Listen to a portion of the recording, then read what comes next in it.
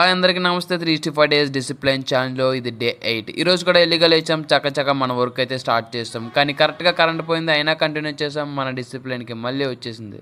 ఇంక లేట్ చేయకుండా వర్కౌట్ అయితే స్టార్ట్ చేస్తాం. మామ రోజు నా పని నేను చేస్తూనే ఉంటాను, కానీ ఈరోజు ఒక గొప్ప వ్యక్తి గురించి అయితే మాట్లాడుకుందాం. I just want to remember one person who is my inspiration. ఆయనే రతన్ టాటా గారు. నాకు చాలా ఇష్టం మామ ఆయన స్ట్రెంత్, కానీ ఆయన సింప్లిసిటీ మెయిన్, ఆయన కైండ్నెస్, ఆయన ఒక వాల్యూస్ హానెస్టీతో కూడిన మనిషి అని చెప్తాను నేనైతే. ఒక సింపుల్ లైఫ్ స్టైల్తో హ్యూజ్ ఎంపైర్ బిల్డ్ చేశారు మామ. Tata Nano, Jaguar, Land Rover, ఎన్నో గ్లోబల్ ప్రాజెక్ట్స్. మెయిన్ ఆయన లైఫ్ నుంచి మనం నేర్చుకోవాల్సింది ఏంటంటే, మనందరం సక్సెస్ అంటే మనీ అనుకుంటాం, కాదు మామ. ఒక పర్పస్ ఉండడం, పేషెన్స్, హ్యుమానిటీ అనే క్వాలిటీస్ కూడా ఇంపార్టెంట్ అని ఆయన ద్వారా మనం తెలుసుకోవచ్చు.